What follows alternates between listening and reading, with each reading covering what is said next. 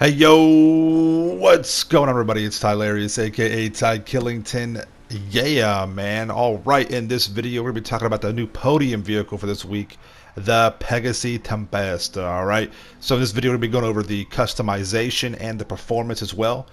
We'll be going over the top speed in the straight line and around a track. And at the end I'll discuss whether or not I think you should buy this vehicle if you cannot win it from spinning the wheel for the podium. All right, let's go ahead and take a look at where you can find it in Legendary Motorsport. It's at $1,329,000. So actually not bad considering some of the prices for the supercars in this class. All right, let's go ahead and go over the customization. Now the customization for this car, there's not a whole bunch, but that's okay with me for this particular car because I think the Tempesta is a beautiful car.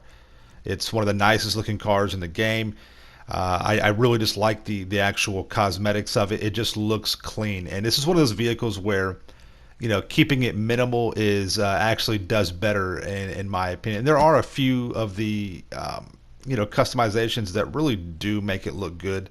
You don't have to have a whole bunch of different customizations for certain vehicles, and like I said, the Tempesta is one of them. There's a couple of hood options and bumper options and things like that that really just make it pop, and it looks really good. I used a crew color for the secondary for this, and then a purple with a little bit of a pearlescent to it as well. I think this looks really, really cool. It has kind of like that Joker look to it, the green and purple, you know, so it looks really, really nice. There's some of the differences for the actual color for primary and secondary. Looks really, really nice on this car. I just love the lines on this. Honestly, it really is one of my favorite looking cars in the game. Got your crew emblem on there on the side door, what that looks like. The roof option to have an antenna on there, that's pretty funny actually. If you want to sell it, it's what it looks like right there, almost $1 million. You probably get it up to $1 million if you add a few other things on there, but close to $1 million if you want to resell it. Just only 4 options for the skirts on there, which is fine, no big deal. You have several different spoiler options. Nothing, you know, too crazy. The tuner wing is all right, not too bad. The GT wing, the carbon wing type 2, which is what I use, and then the high level GT wing. So not too bad at all. Of course, your performance stuff, you want to be able to max that out as best you can.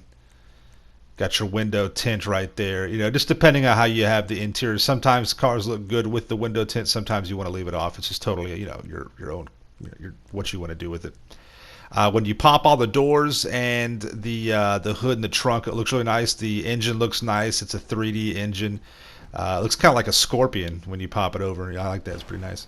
It is a all-wheel drive vehicle as well, and we'll talk about that because that does affect the vehicle's performance versus a rear-wheel drive vehicle. And speaking of performance, let's get into it right now.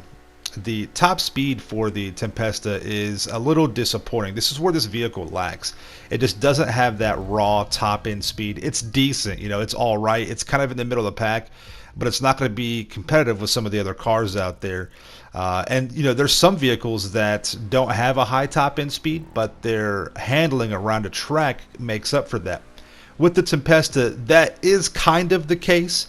It does have some good handling, but it's weird with the all-wheel drive setup that it has. It does deliver a lot of understeer, and that's a problem with this car because it forces you to slow down a lot to avoid, you know, that understeer and getting into walls and things like that. And when you when you couple that with the lack of that raw power coming out of the corners, you know, don't get me wrong. You know, I want to tell you, it is good. It's not bad for performance. It really is. It is not bad. It's just not going to be up there with some of the top guys, but it is still good to race with. It's still fun, but it does lack in a few of those things. You know what I mean? So just keep that in mind.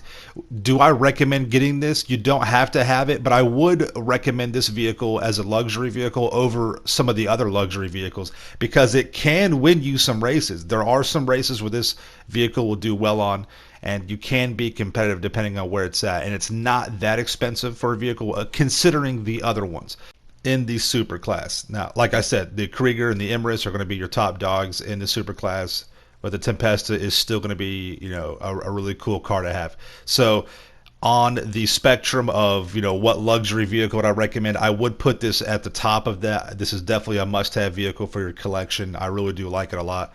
So definitely try and win it on the podium wheel. And if you can't, this is something I definitely would look forward to purchasing and adding to your collection. All right.